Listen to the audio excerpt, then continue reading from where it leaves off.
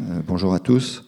Je suis très heureux de représenter BC à ce panel et je salue l'initiative de Sébastien Guernaud qui organise cette première édition de la Paris Cyber Week de main de maître, si j'ose le propos. Pardonnez-moi, Madame le procureur, ce qui a fait réagir notre coach et le fait qu'en cyber se pose effectivement la question de l'identification de l'auteur du cyber, ce qui complique votre tâche malheureusement, on le sait bien. Quelques mots sur BC, parce que j'imagine que très peu d'entre vous dans le public nous connaissent. Nous ne sommes pas assureurs, comme vous le disiez à l'instant. Donc BC est une entreprise française, patrimoniale, indépendante, dont le métier est le conseil en assurance. Nous sommes 500 collaborateurs, l'entreprise est dirigée par Pierre Bessé, et nous sommes effectivement spécialisés dans les risques complexes de secteurs industriels sensibles, la défense, la construction navale. Nos experts sont habilités confidentiels défense à ce propos. Les risques lourds, l'ingénierie industrielle, l'énergie, le nucléaire notamment, l'agroalimentaire et la construction notamment. Depuis maintenant presque 4 ans, le secteur de risque dans lequel nous investissons le plus est donc celui du risque cyber. Pourquoi ? Pour une raison simple, M. Caparros l'a décrite tout à l'heure, le fait que le risque cyber est un risque stratégique tout à fait vital pour l'entreprise, l'un des principaux risques stratégiques pour toutes les entreprises, quelle que soit leur taille et leur secteur d'activité. S'il fallait s'en convaincre, on pourrait aussi reprendre l'identification qui a fait des risques stratégiques, le forum de Davos, et le risque cyber apparaît maintenant depuis peu dans le haut du classement, ce qui n'était pas le cas il y a quelques années. Le risque cyber n'est pas un risque technique. Il a longtemps été considéré comme un risque purement technique qui était réservé aux équipes de spécialistes informatiques, alors que son analyse doit être menée par l'ensemble des parties prenantes au sein de l'entreprise, la direction des systèmes d'information bien sûr, mais aussi la direction financière capable de quantifier les préjudices, la direction des ressources humaines capable de mener des actions de formation et de sensibilisation au risque cyber auprès de toutes les composantes de salariés de l'entreprise, et bien évidemment avec l'objectif, les directions opérationnelles, je les oubliais, et bien la direction juridique également bien sûr, et bien évidemment avec l'objectif de porter un diagnostic auprès du COMEX pour la prise de décision. Excusez-moi, est-ce que vos clients par nature, ce ne sont pas des entreprises qui, par leurs activités, sont plus sensibles au risque cyber que les autres ? Non.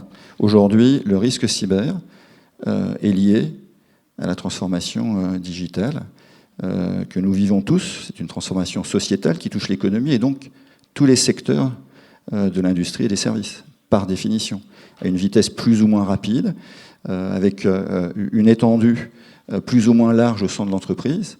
Mais l'usine 4.0, appelée il y a encore quelques années usine 2.0, signifie que l'ensemble des systèmes commandes de tous les sites industriels d'un groupe dans le monde entier peuvent, pour résumer le propos, souvent être commandés depuis une salle de commande à Paris et un PC un petit peu évolué. Est-ce que l'industrie automobile, elle n'est pas plus sensible à ce sujet-là que les boulangers, par exemple ? Il y a bien entendu des différences de risques par secteur d'activité, mais je ne voudrais pas rentrer dans le détail. Je crois qu'il est vraiment important de sensibiliser et d'assumer le propos. Toutes les entreprises aujourd'hui sont concernées, quelle que soit leur taille, et ça m'amène à un point liminaire que je souhaitais évoquer.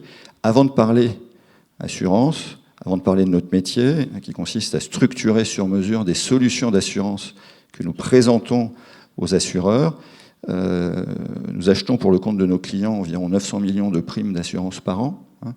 Le prérequis est que les dirigeants, les chefs d'entreprise aient pris conscience de cette dimension stratégique du risque cyber. Et là, aujourd'hui encore, il y a un effort de sensibilisation extrêmement important. Pour preuve, et pour s'en convaincre, dans le cadre de nos recherches et développements, nous avons lancé une étude il y a environ 1 an et nous sommes sur le point de la réactualiser en collaboration avec PwC, en centrant le propos sur les ETI, qui par définition sont des entreprises de plus petite taille et moins structurées peut-être que certains grands groupes, évidemment.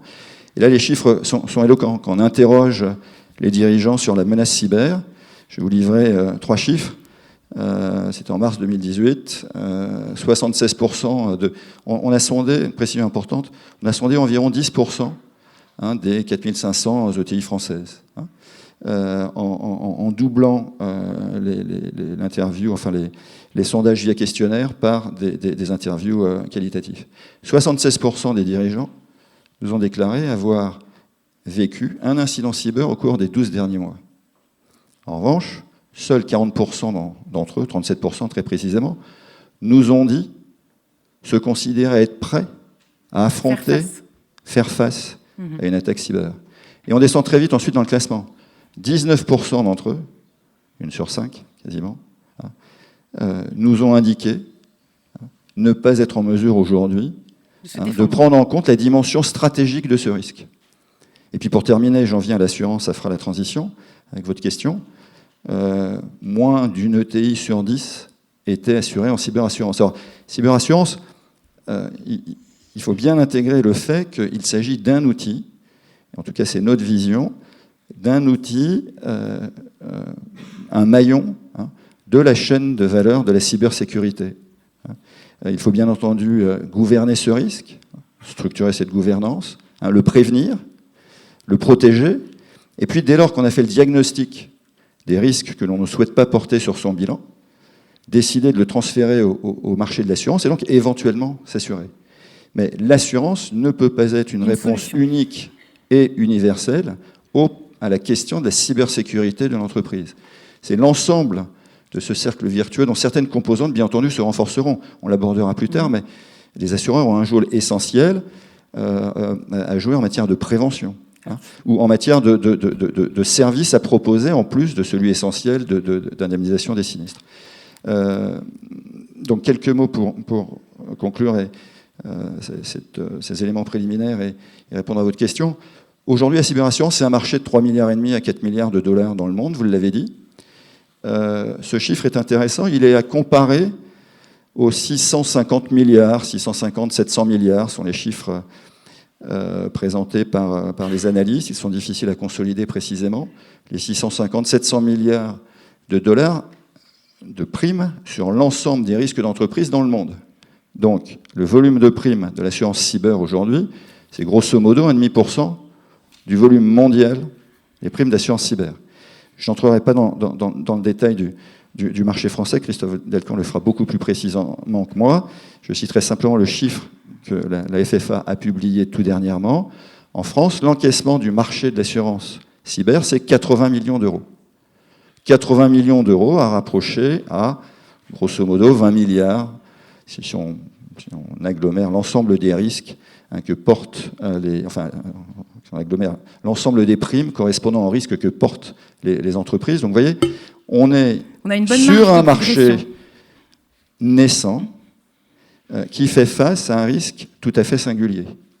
Alors, ce marché de l'assurance cyber est né aux États-Unis. Pourquoi ? Puisque au début des années 2000, ce sont des informations connues, les États-Unis, et notamment l'État de Californie, a vécu un incident de sécurité qui a vu quelques centaines de milliers de données de ses fonctionnaires divulguées, notamment les feuilles de paie, ce qui est tout à fait désagréable.